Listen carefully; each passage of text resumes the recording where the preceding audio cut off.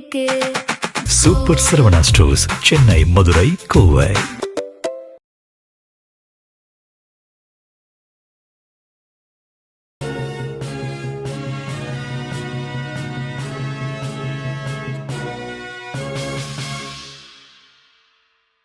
வணக்கம்.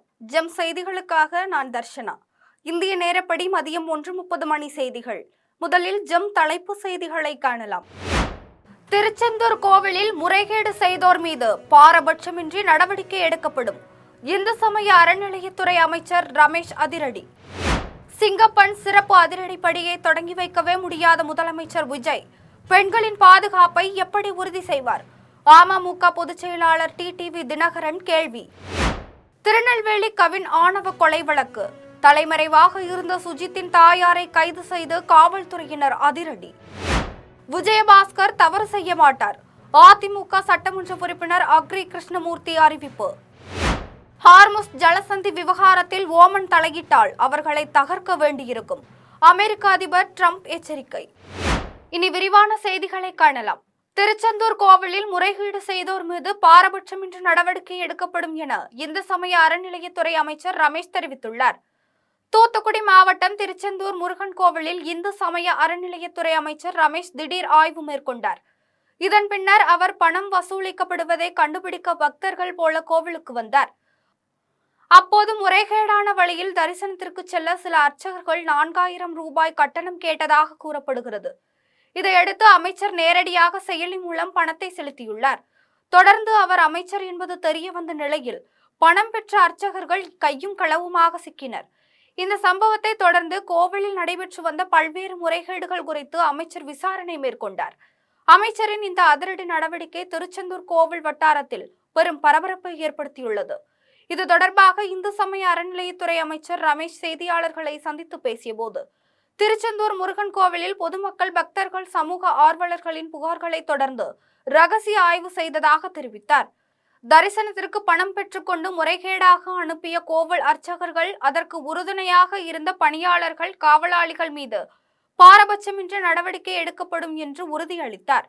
முறைகேட்டில் ஈடுபட்டதற்கான விளக்கங்கள் தான் கேட்கப்பட்டதே தவிர மன்னிப்பு கடிதம் கேட்கவில்லை என்று தெரிவித்தார். கோவிலில் பக்தர்கள் விரைவாக தரிசனம் செய்யவும் அடிப்படை வசதிகள் உள்ளிட்ட பல்வேறு ஆய்வுகள் மேற்கொள்ளப்பட்டது என்று கூறினார். ஆய்வின் முடிவில் அதன் அறிக்கையை வெளியிடுவதாக தெரிவித்தார். எவ்வளவு சீக்கிரம் முடிஞ்சாலும், எவ்வளவு லேட்டா முடிஞ்சாலும் கூடிய சீக்கிரம் இந்த ஆய்வறிக்கையை தயாரிச்சு மாண்புமிகு முதலமைச்சர் அவர்கள்கிட்ட இந்த ஆய்வறிக்கையை சமர்ப்பிச்சு அதன் மேல் நடவடிக்கை நிச்சயமாக எடுக்கப்படும். யாராக இருந்தாலும் நடவடிக்கை எடுக்கப்படும். எந்த பாகுபாடும் கிடையாது, எந்த பிரிவினையும் கிடையாது, எந்த சாஃப்ட் கார்னரும் கிடையாது. யாராக இருந்தாலும் தவறு செய்தால் நடவடிக்கை நிச்சயமாக மாண்புமிகு தமிழ்நாடு முதலமைச்சர் தளபதி அவருடைய ஆட்சியில் எடுக்கப்படும். சிங்கப்பன் சிறப்பு அதிரடிப்படையை தொடங்கி வைக்கவே முடியாத முதலமைச்சர் விஜய் பெண்களின் பாதுகாப்பை எப்படி உறுதி செய்வார் என அமமுக பொதுச் செயலாளர் டிடிவி தினகரன் கேள்வி எழுப்பியுள்ளார். அமமுக பொதுச் செயலாளர் டிடிவி தினகரன் தனது சமூக வலைதள பக்கத்தில் தாவேக ஆட்சி குறித்து பதிவிட்டுள்ளார். அதில் 10 வயது சிறுமிகள் தொடங்கி மூதாட்டிகள் வரை அரங்கேறும் பாலியல் வன்கொடுமை சம்பவங்கள் சட்டம் ஒழுங்கை பேணி காப்பதில் தாவேக ஆட்சி நிர்வாகத்தின் கையாளாகாத தனத்தை வெளிச்சம் போட்டு காட்டுகின்றன என்று தெரிவித்துள்ளார். முதலமைச்சராக ஜோசப் விஜய் பொறுப்பேற்றவுடன் கையெழுத்திட்ட 3 திட்டங்களில் முதன்மை திட்டமான சிங்கப்பன் சிறப்பு அதிரடிப்படையை தொடங்கி வைக்கவே முடியாத அவர்கள் பெண்களின் பாதுகாப்பை எப்படி உறுதி செய்வார் என்று கேள்வி எழுப்பியுள்ளார். புதிய டிஜிபி நியமனத்திற்கு பின்புதான் இந்த நிகழ்வு நடக்கும் என்று சொல்லப்படும் தகவல் உண்மை என்றால் தமிழகத்தில் குதிரை பேர அரசு எதற்கு என்று வினவியுள்ளார். திருநெல்வேலி கவின் ஆணவ கொலை வழக்கில் தலைமறைவாக இருந்த சுஜித்தின் தாயாரை காவல்துறையினர் கைது செய்துள்ளனர். தூத்துக்குடி மாவட்டம் ஆறுமுகமங்கலத்தைச் சேர்ந்த பட்டியலின சமூக இளைஞரான கவின் கடந்த ஆண்டு ஜூலை மாதம் 27ஆம் தேதி திருநெல்வேலி KTC நகரில் காதல் விவகாரம் காரணமாக உயிர்மாய்க்கம் செய்யப்பட்டார். இச்சம்பவம் தொடர்பாக கவினின் காதலியுடைய சகோதரர் சுஜித்தை பாளையங்கோட்டை காவல்துறையினர் கைது செய்து குண்டர் சட்டத்தில் சிறையில் அடைத்தனர். மேலும் சுஜித்தின் பெற்றோரும் தமிழ்நாடு சிறப்பு காவல்படை சார்பு ஆய்வாளர்களுமான சரவணன் மற்றும் கிருஷ்ணகுமாரி ஆகியோர் மீதும் கொலை வழக்கு பதிவு செய்யப்பட்டு இருவரும் பணியிடை நீக்கம் செய்யப்பட்டனர். இதையடுத்து சரவணன், அவரது உறவினர் ஜெயபால் மற்றும் இவ்வழக்கில் தொடர்புடைய சிலர் கைது செய்யப்பட்டனர். இதில் சரவணன் உள்ளிட்டோர் ஜாமீன் கோரி தாக்கல் செய்த மனுக்களை மதுரை உயர்நீதிமன்றம் தள்ளுபடி செய்தது. தொடர்ந்து CBCID காவல்துறையினர் இவ்வழக்கின் குற்றப்பத்திரிகையை தாக்கல் செய்து கொலை நடந்த இடத்தில் பதிவான சிசிடிவி காட்சிகள் மற்றும் தடயங்களை நீதிமன்றத்தில் சமர்ப்பித்து தீவிர விசாரணை நடத்தி வருகின்றனர். இந்நிலையில் கவின் ஆணவ கொலை வழக்கில் தலைமறைவாக இருந்த சுஜித்தின் தாயார் கிருஷ்ணகுமாரியை இன்று திருநெல்வேலியில் வைத்து காவல்துறையினர் கைது செய்தனர். நீதிமன்றம் பிடிவாரண்ட் பிறப்பித்திருந்த நிலையிலும் குற்றப்பத்திரிகையில் சுஜித்தின் தாயான காவல் ஆய்வாளர் கிருஷ்ணகுமாரி பெயர் சேர்க்கப்பட்டிருந்த நிலையிலும் சிபிசிஐடி காவல்துறையினர் கைது செய்து விசாரணை நடத்தி வருகின்றனர். விஜயபாஸ்கர் தவறு செய்ய மாட்டார் என தான் நினைப்பதாக அதிமுக சட்டமன்ற உறுப்பினர் அக்ரி கிருஷ்ணமூர்த்தி தெரிவித்துள்ளார். திருவண்ணாமலை மாவட்ட அதிமுக அலுவலகத்தில் கலசப்பாக்கம் தொகுதி சட்டமன்ற உறுப்பினர் அக்ரி கிருஷ்ணமூர்த்தி செய்தியாளர்களை சந்தித்து பேசினார். அப்போது சிறு கருத்து வேறுபாடுகளால் கட்சியை விட்டு வெளியே சென்றவர்கள் தற்போது மீண்டும் தங்களோடு இணைந்துள்ளனர். கட்சியில் இருந்து பிரிந்து சென்றவர்கள் மீண்டும் கட்சிக்குள் வந்ததால் அதே பொறுப்பு கொடுப்பது குறித்து எடப்பாடி பழனிசாமி முடிவு செய்வார் என்று கூறினார். தொடர்ந்து விஜயபாஸ்கர் தவறு செய்ய மாட்டார் என தான் நினைப்பதாக தெரிவித்தார். ஹார்முஸ் ஜலசந்தி விவகாரத்தில் ஓமன் தலையிட்டால் அவர்களை தகர்க்க வேண்டியிருக்கும் என அமெரிக்க அதிபர் ட்ரம்ப் எச்சரிக்கை விடுத்துள்ளார். ஈரான் அணு ஆயுதம் தயாரிக்க முயற்சிப்பதாக கூறி அந்த நாட்டின் மீது கடந்த பிப்ரவரி மாதம் அமெரிக்கா மற்றும் இஸ்ரேல் நாடுகள் இணைந்து தாக்குதல் நடத்தின. இதன் காரணமாக ஈரான் ஹார்முஸ் ஜலசந்தியை முற்றிலும் மூடியது. இந்நிலையில் ஹார்முஸ் ஜலசந்தியை ஓமனுடன் சேர்ந்து கூட்டாக நிர்வகிக்க இருப்பதாக ஈரான் முன்மொழிந்திருப்பதாக தகவல்கள் வெளியாகியுள்ளது. இது தொடர்பாக வாஷிங்டனில் உள்ள வெள்ளை மாளிகையில் அமெரிக்க அதிபர் ட்ரம்ப் செய்தியாளர்களிடம் பேசிய போது சர்வதேச சட்டத்தின்படி ஹார்முஸ் ஜலசந்தியை யாரும் கட்டுப்படுத்த முடியாது என்று தெரிவித்தார். ஹார்முஸ் ஜலசந்தியை நிர்வகிப்பது குறித்த ஈரானின் முன்மொழிவை நிராகரிப்பதாக கூறினார். இந்த விவகாரத்தில் ஓமன் தலையிட்டால் அவர்களை தகர்க்க வேண்டியிருக்கும் என்று எச்சரிக்கை விடுத்தார். இத்தகைய சூழலில் நட்பு நாடான ஓமனிற்கு அதிபர் ட்ரம்ப் எச்சரிக்கை விடுத்து இருப்பது பெரும் பரபரப்பை ஏற்படுத்தியுள்ளது. வியட்நாமில் பதக்கங்களை வென்ற இந்திய வீரர் வீராங்கனைகளுக்கு பிரதமர் நரேந்திர மோடி தனது வாழ்த்துக்களை தெரிவித்துள்ளார். பிரதமர் நரேந்திர மோடி தனது சமூக வலைதள பக்கத்தில் வியட்நாமில் பதக்கம் வென்ற மல்யுத்த வீரர்களுக்கு வாழ்த்து தெரிவித்து பதிவிட்டுள்ளார். அதில் ஆண்கள் ஃப்ரீ ஸ்டைல் மல்யுத்த அணி 4 தங்கம் உட்பட 9 பதக்கங்களை வென்று ஆசிய சாம்பியன்ஷிப் வரலாற்றில் இந்தியா இதுவரை இல்லாத அளவிற்கு பதக்க எண்ணிக்கையை பதிவு செய்துள்ளது என்றும், பெண்கள் மல்யுத்த அணி 6 தங்கம் உட்பட 10 பதக்கங்களை வென்று இதுவரை இல்லாத அளவிற்கு பதக்க எண்ணிக்கையை பதிவு செய்துள்ளது என்றும் குறிப்பிட்டார். இது நமது மல்யுத்த வீரர்களின் மிகச்சிறந்த செயல்பாடு என்று கூறினார். நமது மல்யுத்த வீரர்களுக்கு வாழ்த்துக்கள் என்றும் அவர்களின் எதிர்கால முயற்சிகளுக்கு தனது நல்வாழ்த்துக்கள் என்றும் தெரிவித்தார். ஆந்திர பிரதேசத்தின் சட்டமன்றத்தில் பெண்களுக்கு 33% பிரதிநிதித்துவம் கிடைப்பதை உறுதி செய்யும் என ஆந்திர பிரதேச முதலமைச்சர் சந்திரபாபு நாயுடு தெரிவித்துள்ளார். ஆந்திர மாநிலம் விஜயவாடாவில் மகாநாடு நிகழ்வில் ஆந்திர பிரதேச முதலமைச்சர் சந்திரபாபு நாயுடு உரையாற்றினார். அப்போது கட்சியின் தேசிய செயல் தலைவர் நாரா லோகேஷ் பெண்களுக்கு 33% இடஒதுக்கீட்டை அமல்படுத்துமாறு பரிந்துரைத்திருப்பதாக தெரிவித்தார். ஆந்திர பிரதேசத்தின் சட்டமன்ற அமைப்புகளில் பெண்களுக்கு 33% பிரதிநிதித்துவம் கிடைப்பதை உறுதி செய்யும் என்றும் அவர் உறுதியளித்தார். இந்த முன்மொழிவுக்கு தனக்கு எவ்வித ஆட்சேபனையும் இல்லை என்று குறிப்பிட்ட முதலமைச்சர் சந்திரபாபு, பெண்கள் இப்போதிலிருந்தே அரசியலில் பரந்த அளவில் பங்கேற்பதற்கு தங்களை தயார்படுத்திக் கொள்ளுமாறு கேட்டுக்கொண்டார்.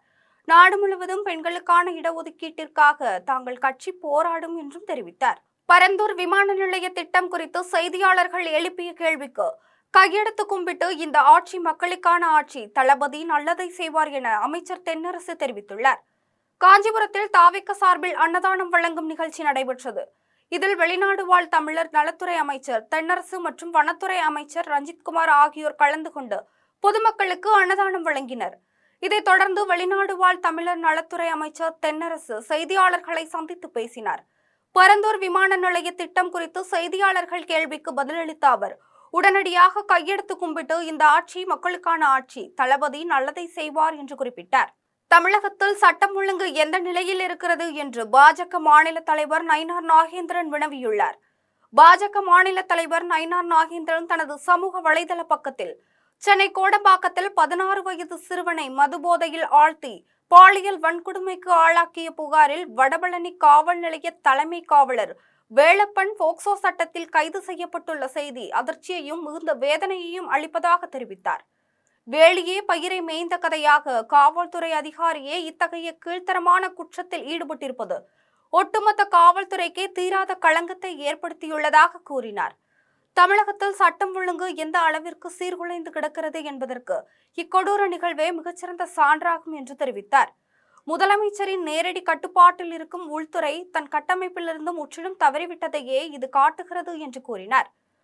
குற்றம் சாட்டப்பட்ட வேலப்பன் மீது உடனடியாக துறை ரீதியான நடவடிக்கை எடுத்து அவரை பணியிலிருந்து நிரந்தரமாக நீக்க வேண்டும். இந்த வழக்கை விரைந்து விசாரித்து அவருக்கு சட்டப்படியான மிக கடுமையான தண்டனை பெற்றுத் தருவதோடு பாதிக்கப்பட்ட சிறுவனுக்கு தகுந்த மனநல ஆலோசனையும் அந்த குடும்பத்திற்கு உரிய பாதுகாப்பும் வழங்கப்பட வேண்டும் என்றும் தெரிவித்தார். எடப்பாடி பழனிசாமியை எதிர்த்து பேசிவிட்டு மீண்டும் அவருடன் இணைந்து செயல்படுவதில் தனக்கு விருப்பமில்லை என்று முன்னாள் அதிமுக சட்டமன்ற உறுப்பினர் சத்யபாமா தெரிவித்துள்ளார். திருப்பூர் மாவட்டம் தாராபுரத்தில் முன்னாள் அதிமுக சட்டமன்ற உறுப்பினர் சத்யபாமா செய்தியாளர்களை சந்தித்து பேசினார். அப்போது திமுகவுடன் இணைந்து ஆட்சி அமைப்பது குறித்து எடப்பாடி பழனிசாமி தங்களிடம் பேச்சுவார்த்தை நடத்தியதாக கூறினார். ஆனால் திமுக தரப்பில் விசிக கட்சி தலைவர் திருமாவளவன் முதலமைச்சராக இருக்க வேண்டும் என்று வலியுறுத்தியதாக தெரிவித்தார். இதனால் எஸ்பி வேலுமணி மற்றும் CV சண்முகம் தலைமையில் ஒரு அணியாக சில சட்டமன்ற உறுப்பினர்கள் செயல்பட்டனர். எடப்பாடி பழனிசாமி தலைமையில் மற்றொரு அணி செயல்பட்டது. அப்போது CV சண்முகம் தமிழக வெற்றி கழகத்திற்கு ஆதரவு அளித்தால் நாம் ஆளுங்கட்சியை போல செயல்படலாம் என்று ஆலோசனை கூறினார். ஆனால் அதற்கு எடப்பாடி பழனிசாமி சம்மதம் தெரிவிக்கவில்லை. தொடர்ந்து நம்பிக்கை தீர்மானத்தின் போது நாங்கள் தமிழக வெற்றி கழகத்திற்கு ஆதரவாக நிலைப்பாடு எடுத்தோம். ஆனால் அதற்கு எதிராக எடப்பாடி பழனிசாமி செயல்பட்டார். மேலும் எடப்பாடி பழனிசாமியை எதிர்த்து பேசிவிட்டு மீண்டும் அவருடன் இணைந்து செயல்படுவதில் தனக்கு விருப்பமில்லை. அதனால்தான் நாங்கள் சபாநாயகரை சந்தித்து ராஜினாமா கடிதம் அளித்தோம். அதன் பிறகு அமைச்சர் ஆதவ் அர்ஜுனை சந்தித்து தமிழக வெற்றி கழகத்தில் இணைந்ததாக தெரிவித்தார். அவங்க சொன்னது உங்களுடைய மக்கள் பணிக்காக நீங்க வந்து நாங்க கேட்டுக்கொண்டது, நான் அவர்களிடம் கேட்டுக்கொண்டது, நான் மக்களுக்கு அளிக்கின்ற வாக்கை நிறைவேற்றப்பட வேண்டும். எனக்கு மக்களோடு பயணிக்க அவர்களுடைய நான் கொடுத்த வாக்கை நிறைவேற்ற எனக்கு நீங்கள் இந்த ஒத்துழைப்பு தர வேண்டும் என்று கேட்டுக்கொண்டதின் பேரு சுற்றுலா பயணிகள் குரங்குகளுக்கு சிப்ஸ் போன்ற உணவுப் பொருட்களை வழங்கக்கூடாது என்று வனத்துறை அதிகாரி பழனிக்குமார் அறிவுறுத்தியுள்ளார். திண்டுக்கல் மாவட்டம் கொடைக்கானல் பிரையன் பூங்காவில் சிறந்த தோட்டம் அமைத்தவர்களுக்கு பரிசளிப்பு நிகழ்ச்சி நடைபெற்றது. இதில் வனத்துறை அதிகாரி பழனிக்குமார் கலந்து கொண்டு உரையாற்றினார். அப்போது கொடைக்கானலுக்கு வரக்கூடிய சுற்றுலா பயணிகள் மலைச்சாலைகளில் குப்பைகளை வீசி எறியக்கூடாது என்றும் இது குறித்த விழிப்புணர்வை தங்களது குழந்தைகளுக்கு சொல்லித்தர வேண்டும் என்றும் கேட்டுக்கொண்டார். மேலும் சாலையோரங்களில் உள்ள குரங்குகளுக்கு சிப்ஸ் போன்ற உணவுப் பொருட்களை கொடுத்து அவற்றுக்கு மூட்டு வலியை ஏற்படுத்தும் வகையில் நாம் செயல்பட்டு வருகிறோம். இதன் காரணமாக குரங்குகள் மரம் மீது ஏற முடியாமல் உணவு சங்கிலி முறையை மறந்து மனிதர்கள் கொடுக்கும் உணவை எதிர்பார்த்து வருவதாக வேதனையுடன் தெரிவித்தார். அரக்கோணத்தில் கூட்டுறவுத்துறை அமைச்சர் காந்தியை மாவட்ட காவல் கண்காணிப்பாளர் மரியாதை நிமித்தமாக நேரில் சந்தித்து வாழ்த்து தெரிவித்தார். ராணிப்பேட்டை மாவட்டம் அரக்கோணம் புதிய சட்டமன்ற உறுப்பினர் அலுவலக திறப்பு விழா நடைபெற்றது. விழாவில் கூட்டுறவுத்துறை அமைச்சர் காந்தி கலந்து கொண்டு அலுவலகத்தை திறந்து வைத்தார். அப்போது மாவட்ட காவல் கண்காணிப்பாளர் சிபின் மரியாதை நிமித்தமாக அமைச்சரை நேரில் சந்தித்து வாழ்த்து தெரிவித்தார். தொடர்ந்து அரக்கோணம் கோட்டாட்சியர் ரமேஷ், தமிழ்நாடு வணிகர் சங்கங்களின் பேரமைப்பு மாநில இணைச் செயலாளர் எத்திராஜ், ரோட்டரி சங்க தலைவர் மனோகர் பிரபு, தமிழ் படைப்பாளர்கள் சங்கம் சுந்தர்ராஜ் உள்ளிட்டோர் சந்தித்து வாழ்த்து தெரிவித்தனர். இதன் பின்னர் உலக பட்டினி தினத்தையொட்டி அமைச்சர் 300 பேருக்கு உணவு வழங்கினார். இலங்கையில் நடைபெற்ற இளைஞர்களுக்கான காமன்வெல்த் செஸ் போட்டி இந்தியா சார்பில் சென்னையை சேர்ந்த சிறுமி பூஜாஸ்ரீ பங்கேற்று ஒரு தங்கம் மற்றும் 2 வெள்ளிப் பதக்கங்களை வென்று சாதனை படைத்துள்ளார். இலங்கையில் இளைஞர்களுக்கான காமன்வெல்த் செஸ் போட்டி 15 நாட்கள் நடைபெற்றது. இப்போட்டியில் இந்தியா, மலேசியா, சிங்கப்பூர், கென்யா, மாலத்தீவு உள்ளிட்ட பல்வேறு நாடுகளைச் சேர்ந்த 500 வீரர்கள் கலந்து கொண்டனர். இதில் இந்தியா சார்பில் 12 வயதுக்குட்பட்ட சிறுமியர் பிரிவில் சென்னையை சேர்ந்த சிறுமி பூஜாஸ்ரீ பங்கேற்று ஒரு தங்கம் மற்றும் 2 வெள்ளிப் பதக்கங்களை வென்று சாதனை படைத்தார். போட்டிகளை முடித்துக்கொண்டு சென்னை திரும்பிய அவருக்கு பெற்றோரும் உறவினர்களும் உற்சாக வரவேற்பு அளித்தனர். இதன் பின்னர் பூஜாஸ்ரீ செய்தியாளர்களிடம் பேசிய போது கிராண்ட் மாஸ்டர் ஆவதுதான் தன்னுடைய இலக்கு என்று தெரிவித்தார். நான் இப்போ காமன்வெல்த் விளாட்னேன். அதில் வந்து 500 பிளேஸ்க்கு மேலே பார்ட்டிசிபேட் பண்ணாங்க. அதில் நான் 100 வேர்ல்ட் கேர்ள்ஸில் பிளிட்ஸில் கோல்டு மெடல் வின் பண்ணியிருக்கேன். அப்புறம் கிளாசிக்கல் சில்வர் மெடலும் ரேபிட் சில்வர் மெடலும் வின் பண்ணியிருக்கேன். அப்புறமா நான் வந்து வேர்ல்டுக்கும் ஏஷியனுக்கும் செலக்ட் ஆகிருக்கேன். ஏஷியன் சைனாவில் நடக்குது, வேர்ல்டு மட்டுமே ஜார்ஜியாவில் நடக்குது. அங்கவும் நான் தனியாக தான் போகிறேன். மங்களம்புதூரில் தெருவிளக்குகள் எரியாததால் பொதுமக்கள் இருளில் தவித்து பெரும் அவதிக்கு உள்ளாகி வருகின்றனர். திருவண்ணாமலை மாவட்டம் மங்களம்புதூரில் ஒரு வார காலமாக தினமும் இரவு நேரங்களில் 20க்கும் மேற்பட்ட தெருவிளக்குகள் எரியாததால் பொதுமக்கள் இருளில் தவித்து பெரும் அவதிக்கு உள்ளாகி வருகிறார்கள். இது தொடர்பாக ஊராட்சி நிர்வாகம் உடனடியாக நடவடிக்கை எடுக்க வேண்டும் என பொதுமக்கள் கோரிக்கை விடுத்தனர். விருதாச்சலத்தில் பயிர்க்கடன் முழுவதையும் தள்ளுபடி செய்ய வேண்டும் என்று வலியுறுத்தி விவசாயிகள் ஆர்ப்பாட்டத்தில் ஈடுபட்டனர். சட்டமன்ற தேர்தலின் போது தாவேக தேர்தல் அறிக்கையில் சிறு குறு விவசாயிகள் கூட்டுறவு வங்கியில் பெற்ற பயிர்க்கடன் முழுமையாக ரத்து செய்யப்படும் என்று உறுதியளிக்கப்பட்டது. இந்நிலையில் 50,000 ரூபாய் வரை கடன் பெற்ற விவசாயிகளுக்கு பயிர்க்கடன் தள்ளுபடி செய்யும் என்று அறிவித்துள்ளது. இதனால் விவசாயிகள் மத்தியில் பெரும் அதிருப்தி நிலவுகிறது. எனவே பயிர்க்கடன் முழுவதையும் தள்ளுபடி செய்ய வேண்டும் என்று கடலூர் மாவட்டம் விருதாச்சலத்தில் விவசாய சங்க நிர்வாகி பாலகிருஷ்ணன் தலைமையில் கண்டன ஆர்ப்பாட்டம் நடைபெற்றது. ஆர்ப்பாட்டத்தில் சுரேஷ், ராமர், சக்திவேல், முத்துவேல் உள்ளிட்ட 200க்கும் மேற்பட்ட விவசாயிகள் கலந்து கொண்டு தமிழக அரசுக்கு எதிராக கண்டன கோஷங்களை எழுப்பினர். ஆனைமலை புலிகள் காப்பக வனச்சரகத்திற்கு உட்பட்ட மானாம்பள்ளி சுற்றுப்பகுதியில் 1.5 வயதுடைய பெண் சிறுத்தை ஒன்று உயிரிழந்துள்ளது. கோவை ஆனைமலை புலிகள் காப்பக வனச்சரகத்திற்கு உட்பட்ட மானாம்பள்ளி சுற்றுப்பகுதியில் வனத்துறை களப்பணியாளர்கள் ரோந்து பணியில் ஈடுபட்டிருந்த போது 1.5 வயதுடைய பெண் சிறுத்தை ஒன்று இறந்து கிடப்பது தெரிய வந்தது. இதைத் தொடர்ந்து வனச்சரக அலுவலர் கிரிதரன் முன்னிலையில் உதவி வன கால்நடை மருத்துவ அலுவலர் மெய்யரசன், வால்பாறை கால்நடை உதவி மருத்துவர் தன்ராஜ் ஆகியோர் இறந்த சிறுத்தையின் உடலை உடற்கூறு ஆய்வு செய்தனர். உடற்கூறு ஆய்வில் சிறுத்தை தனது இரையை வேட்டையாட முயன்ற போது ஏற்பட்ட காயங்களால் உடல்நலம் குன்றி உயிரிழந்தது தெரிய வந்தது. மேலும் ஆய்வக பரிசோதனைக்காக சிறுத்தையின் உடற்பாகங்கள் சில சேகரிக்கப்பட்டு அனுப்பப்பட்டன. அதன் பின்னர் குழுவினர் முன்னிலையிலேயே அச்சிறுத்தையின் உடல் முழுமையாக எரியூட்டப்பட்டது. நத்தம் கோவில்பட்டியில் உள்ள கைலாசநாதர் கோவில் தேரோட்டத்தில் ஆயிரக்கணக்கான பக்தர்கள் கலந்து கொண்டு வடம் பிடித்து தேர் இழுத்தனர். திண்டுக்கல் மாவட்டம் நத்தம் கோவில்பட்டியில் உள்ள கைலாசநாதர் கோவிலில் வைகாசி விசாக திருவிழாவையொட்டி தேரோட்டம் நடைபெற்றது. முன்னதாக அலங்கரிக்கப்பட்ட தேரில் கைலாசநாதர் சுவாமி மேளதாளங்கள் முழங்க முக்கிய வீதிகளில் வலம் வந்து பக்தர்களுக்கு அருள்பாலித்தார். இதில் ஆயிரக்கணக்கான பக்தர்கள் கலந்து கொண்டு வடம் பிடித்து தேர் இழுத்தனர். தமிழ்நாடு சட்டமன்ற தேர்தலில் காங்கிரஸ் கட்சியின் தொகுதி தேர்வு மற்றும் வேட்பாளர் தேர்வில் மிகப்பெரிய முறைகேடு நடந்துள்ளது என நாடாளுமன்ற உறுப்பினர் ஜோதிமணி குற்றம் சாட்டியுள்ளார். காங்கிரஸ் நாடாளுமன்ற உறுப்பினர் ஜோதிமணி தனது சமூக வலைதள பக்கத்தில் சட்டமன்ற தேர்தலில் காங்கிரஸ் முறைகேடு நடந்துள்ளதாக கூறி பதிவிட்டுள்ளார். அதில் தமிழ்நாடு சட்டமன்ற தேர்தலில் காங்கிரஸ் கட்சியின் தொகுதி தேர்வு மற்றும் வேட்பாளர் தேர்வில் மிகப்பெரிய முறைகேடு நடந்துள்ளது என்று சர்வே என்ற பெயரில் மிகப்பெரிய ஊழல் நடைபெற்றுள்ளது என்றும் குற்றம் சாட்டினார். கட்சிக்கு நீண்ட காலம் பணியாற்றியவர்களை புறக்கணித்துவிட்டு புதியவர்கள் மற்றும் வெற்றி வாய்ப்பில்லாத பலருக்கு வாய்ப்பளிக்கப்பட்டுள்ளது என்று குறிப்பிட்டுள்ளார். காங்கிரஸ் கட்சி உண்மையிலேயே தன்னை சீரமைத்துக் கொள்ள விரும்பினால் தமிழ்நாடு சட்டமன்ற தேர்தல் தொடர்பான விசாரணையை முறையாக நடத்த வேண்டும். கட்சிக்குள் நடக்கும் இதுபோன்ற தவறுகள் காங்கிரஸ் கட்சி தொண்டர்களின் நம்பிக்கையை குலைத்து வருகிறது என்றும் நேர்மையோடும் வெளிப்படைத்தன்மையோடும் கட்சியை செயல்படுத்த வேண்டும் என்றும் கூறினார். கொடைக்கானல் மலைப்பகுதியில் உள்ள குறிஞ்சி ஆண்டவர் முருகன் கோவிலில் பழனி சட்டமன்ற உறுப்பினர் ரவி மனோகர் கலந்து கொண்டு சாமி தரிசனம் செய்தார். திண்டுக்கல் மாவட்டம் கொடைக்கானல் மலைப்பகுதியில் உள்ள குறிஞ்சி ஆண்டவர் முருகன் கோவிலில் 31வது மலர் வழிபாட்டு விழா தனியார் நட்சத்திர விடுதியில் சார்பில் நடைபெற்றது. இந்நிகழ்ச்சிக்கு பழனி சட்டமன்ற உறுப்பினர் ரவி மனோகர் கலந்து கொண்டு சாமி தரிசனம் செய்தார். இதன் பின்னர் கோவில் நிர்வாகம் சார்பில் அவருக்கு மரியாதை செலுத்தும் விதமாக பரிவட்டம் கட்டப்பட்டது. இவ்விழாவில் கொடைக்கானல் நகர் பகுதியில் உள்ள பொதுமக்கள் மற்றும் சுற்றுலா பயணிகள் அனைவரும் வருகை புரிந்து முருகனை தரிசித்து சென்றனர். இதில் குறிஞ்சிமலை குமரனுக்கு பல ஆயிரம் வண்ணமலர்கள் அலங்கரிக்கப்பட்டதும் குறிப்பிடத்தக்கது. அரக்கோணத்தில் சீரான மின்சாரம் வழங்க வலியுறுத்தி பரமேஸ்வரமங்கலம் கிராம மக்கள் திடீர் சாலை மறியல் போராட்டத்தில் ஈடுபட்டனர்.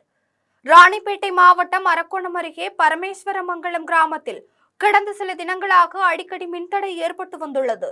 இதுகுறித்து கிராம மக்கள் சம்பந்தப்பட்ட அதிகாரிகளுக்கு புகார் அளித்தும் எந்தவித நடவடிக்கையும் எடுக்கப்படவில்லை. இதனால் ஆத்திரமடைந்த கிராம மக்கள் சீரான மின்சாரம் வழங்க வலியுறுத்தி அரக்கோணத்தில் திடீர் சாலை மறியலில் ஈடுபட்டனர். இதன் காரணமாக அரக்கோணம் காஞ்சிபுரம் மாநில நெடுஞ்சாலையில் போக்குவரத்து முழுமையாக பாதிக்கப்பட்டது. இதுகுறித்து தகவல் அறிந்த காவல்துறையினர் சம்பவ இடத்திற்கு விரைந்து வந்து பொதுமக்களிடம் பேச்சுவார்த்தை நடத்தியதை தொடர்ந்து அனைவரும் கலைந்து சென்றனர். இனி வருவது திரையுலக செய்திகள். பிரபல நடிகர் சூர்யா நடிக்கும் விஸ்வநாத் அண்ட் சன்ஸ் என்ற புதிய திரைப்படம் ஆகஸ்ட் மாதம் 14ஆம் தேதி வெளியாக உள்ளதாக படக்குழுவினர் தெரிவித்துள்ளனர். பிரபல நடிகர் சூர்யா நடிப்பில் சமீபத்தில் வெளியான கருப்பு திரைப்படம் ரசிகர்களின் வரவேற்பை பெற்று வசூலில் சாதனை படைத்துள்ளது.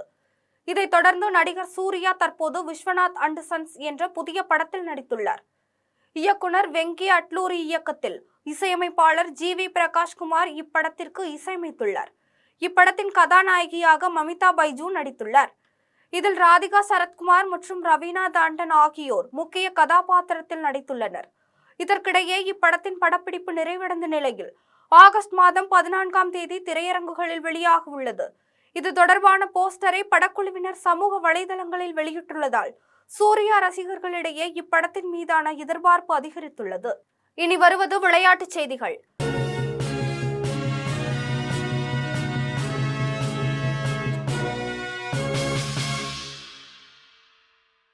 IPL 20 ஓவர் கிரிக்கெட் தொடரின் இறுதிப் போட்டிக்கான 2வது தகுதிச் சுற்று போட்டியில் ராஜஸ்தான் ராயல்ஸ் மற்றும் குஜராத் டைட்டன்ஸ் அணி இன்று மோதுகின்றன.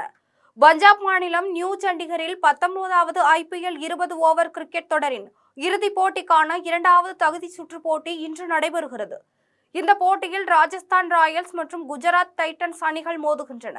இதில் ராஜஸ்தான் அணியின் கேப்டன் ரியான் பராக் தலைமையிலான வீரர்களும் குஜராத் அணியின் கேப்டன் சுப்மன் கில் தலைமையிலான வீரர்களும் பங்கேற்கின்றனர்.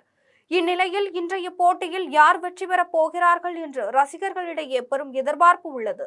இனி வருவது தங்கம், வெள்ளி மற்றும் பங்குச்சந்தை நிலவரம்.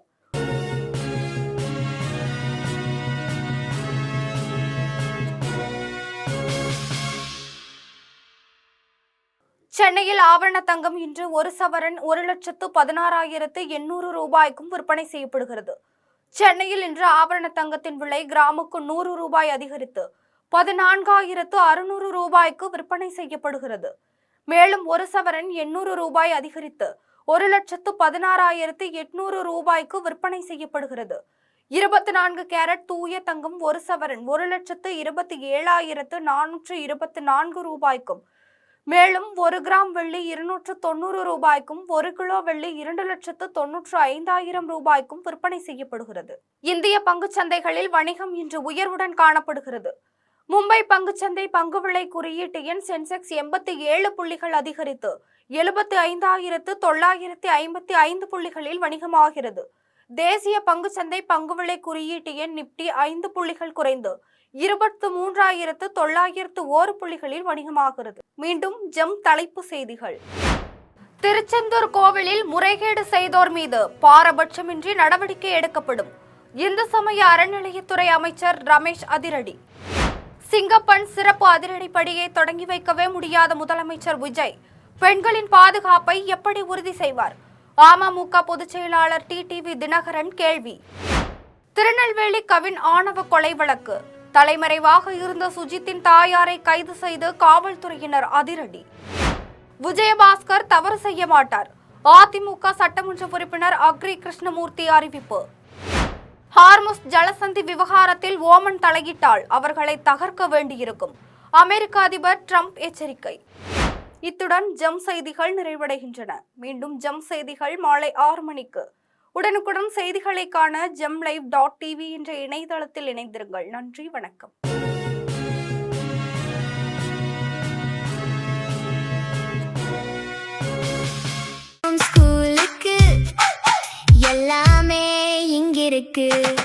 Super Saravana stores, Chennai, Madurai, Kovai.